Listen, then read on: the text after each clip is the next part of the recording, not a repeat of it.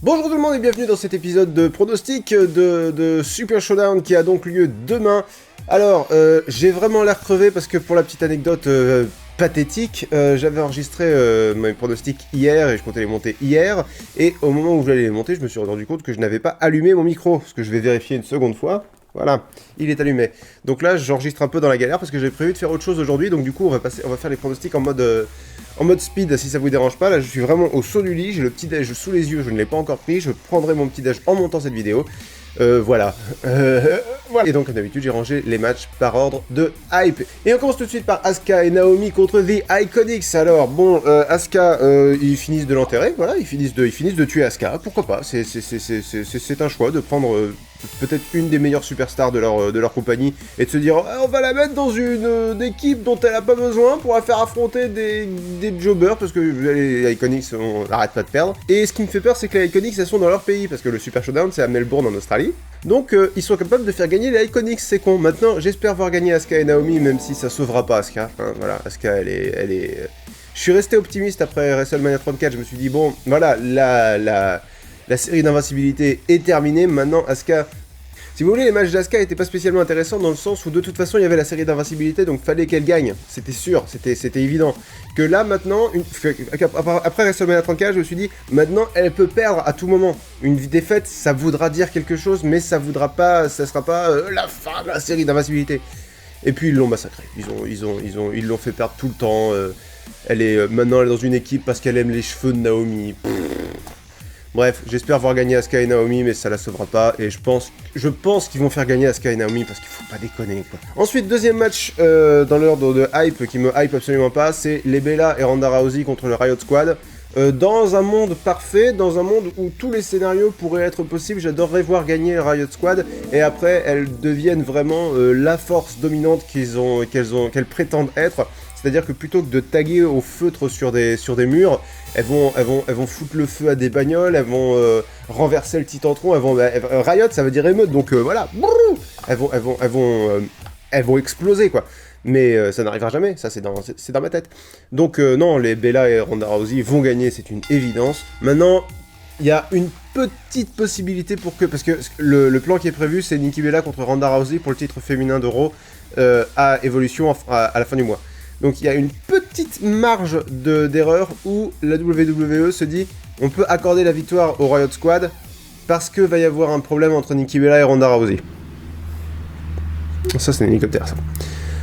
Mais je pense pas que la WWE soit prête à sacrifier une victoire des Bella et de Ronda Rousey qui, dans le build-up de ce match, ont gagné absolument tous leurs matchs. Le seul match que le Riot Squad a gagné, c'était en faisant le tomber sur Natalya, qui n'est pas dans le match et qui est gâchée. Mais de toute façon, cette rivalité gâche absolument toutes les femmes de Raw, sauf Bayley et Sasha Banks, qui sont gâchées par le fait qu'elles n'ont pas de scénario. Bref, Women's Revolution, félicitations, vous avez réussi à rendre tout totalement inintéressant, sauf les Bella et Ronda Rousey. Vous avez bon 1 sur 3, c'est bien. Ah, c'est déprimant. Ensuite, match que j'ai toujours pas envie de voir, Bobby Lashley et John Cena contre Kevin Owens et Elias. Pareil, dans un monde idéal, Kevin Owens et Elias gagnent parce que ils sont là et meilleurs. Mais ça n'arrivera pas, donc j'aimerais voir Owens et Elias gagner, mais c'est une certitude que Bobby Lashley et John Cena vont gagner parce que Super Showdown est un house show glorifié, c'est pas un vrai PPV où il va se passer des grosses choses qui vont tout changer. Donc voilà, Bobby Lashley et John Cena gagnent, je me mouille pas avec celle-là. Ensuite, le Shield contre les Dogs of War. J'ai écrit McDolphman, c'est pour ça que j'ai hésité. Donc, Drew McIntyre, Dolph Ziggler et Braun Strowman. Je pense pas que Dean Ambrose va trahir le Shield maintenant, je pense que c'est trop tôt. Je pense qu'on va partir sur la logique house show glorifiée. Je pense que le Shield va gagner en faisant le tomber sur Dolph Ziggler pour qu'il continue cette espèce de petite storyline où Braun Strowman insinue que Dolph Ziggler est le maillon faible de l'équipe. Voilà. Et pourquoi pas. Je suis assez désintéressé du main event d'Euro en ce moment. Ensuite, le New Day contre The Bar. Là, c'est l'inverse. Je ne sais pas qui va gagner, mais ça me ferait... Enfin, je ne sais pas. Je suis pratiquement sûr que ce sera le New Day. Parce qu'ils ont fait leur build-up habituel où ils font 1 contre 1, 1 contre 1, 1 contre 1 et finale 2 contre 2. Sauf que là, The Bar a remporté tout leur 1 contre 1. Donc je pense que ça veut dire que le New Day va gagner la finale. Et pourquoi pas, c'est une bonne équipe. Je pense que le match va être spectaculaire parce que les deux équipes sont géniales. Voilà, c'est tout ce que j'ai à dire à propos de cela. Ensuite, nous avons Daniel Bryan contre The Miz et le gagnant devient aspirant numéro 1 au titre de champion de la WWE. Je suis partagé dans un scénario idéal. La vraie finale Daniel Bryan contre The Miz se passerait à WrestleMania pour le titre de la WWE. Maintenant, pour que ce scénario fonctionne, qu'est-ce qu'il faut? Est-ce qu'il faut que The Miz gagne maintenant? Parce que si The Miz gagne maintenant, ça veut dire qu'il va devenir aspirant numéro 1 au titre de AJ Styles, qu'il va battre AJ Styles. Et il y a autre chose aussi, il y a le fait que The Miz a provoqué Daniel Bryan en lui disant tu ne peux pas gagner parce que tu n'enfreins pas les règles. Que moi je me permets absolument tout pour gagner. Toi, si tu enfreins les règles, tu brises l'identité de Daniel Bryan. Et c'est pour ça que tu seras toujours en dessous. Donc à mon avis, Daniel Bryan va avoir l'occasion de tricher, il va pas le faire. Est-ce que ça va lui coûter le match? Là, je suis plus divisé. Donc pour la suite de l'histoire, je pense que je préférerais voir The Miz gagner. Je pense qu'ils vont faire gagner Daniel Bryan et que The Miz va intervenir dans le match de championnat de Daniel Bryan. Ça va plus ressembler à quelque chose comme ça. Voilà, donc Daniel Bryan, je pense que Daniel Bryan va gagner. Je préférerais voir gagner The Miz pour le coup. Mais cette rivalité-là, je crois qu'à chaque fois je me plante dans mes pronostics, donc voilà. Triple H contre Undertaker, avec Shawn Michaels dans le coin de Triple H et Kane dans le coin de l'Undertaker. C'est un match qui ne me hype pas autant qu'il me hyperait il y a quelques années, si vous voulez. Parce que j'ai en mémoire les derniers matchs d'Undertaker, les 4 ou 5 derniers matchs d'Undertaker, et ils étaient tous mauvais. Hein. Faut pas se leurrer. Le seul match qui était à peu près, moi que j'ai trouvé bien, mais qu'il y a beaucoup de gens qui ont râlé, c'était le squash match contre John Cena à WrestleMania 34. Parce que justement c'était court, t'as pas eu le temps de voir qu'Undertaker était vieux et qu'il fallait c'était un vieil Undertaker, c'est un vieux monsieur qui a plus la forme qu'il avait, c'est tout à fait normal. Là il s'est entraîné de ouf et il va être en mode... Non mais non. Surtout qu'alors Triple H, son dernier match c'était donc à WrestleMania 34, et lui aussi est pas... Alors lui c'est pas tant qu'il est vieux, c'est qu'il est rigide. C'est-à-dire qu'il est t'as l'impression de voir un mannequin de 2K18 ou 2K19 en train de faire les prises. Il est académique, carré, un peu lent, et maintenant nous allons faire un power slam. Donc du coup, j'attends pas grand chose du match. Le facteur... Limite un PowerPoint derrière. Oui voilà, avec un PowerPoint. Alors maintenant, regardez comment nous allons appliquer cette suplex. Donc donc je disais, le facteur mystère du match, c'est Shawn Michaels. Parce que Shawn Michaels, donc ça fait des années qu'il n'est pas remonté sur un ring enfin, il sera pas sur un ring, il sera dans le coin. Mais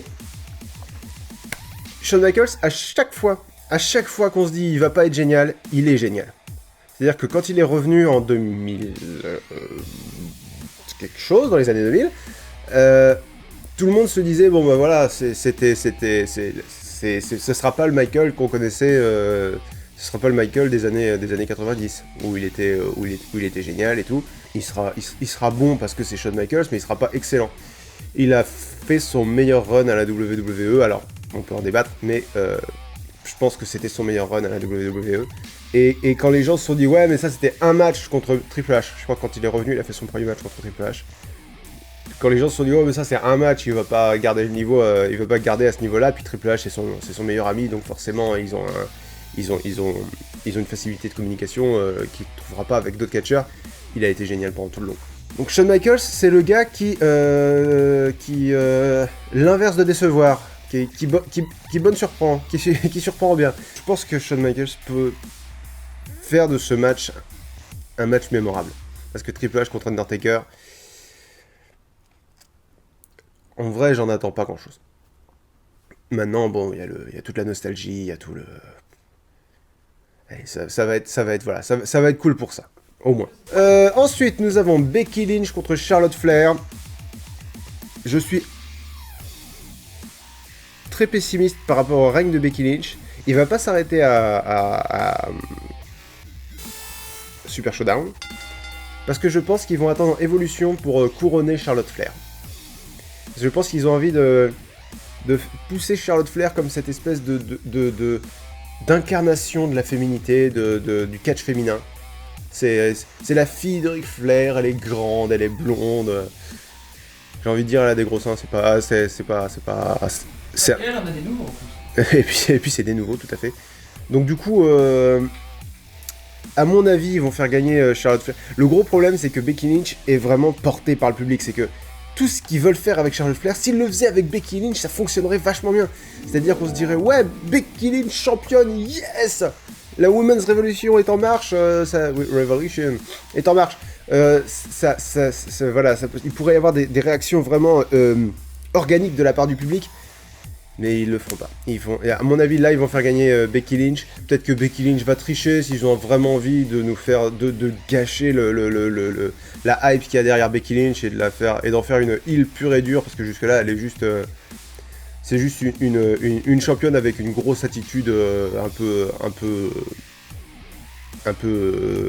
écrasante. Je pense qu'ils sont capables de faire en sorte de la faire tricher, de la faire.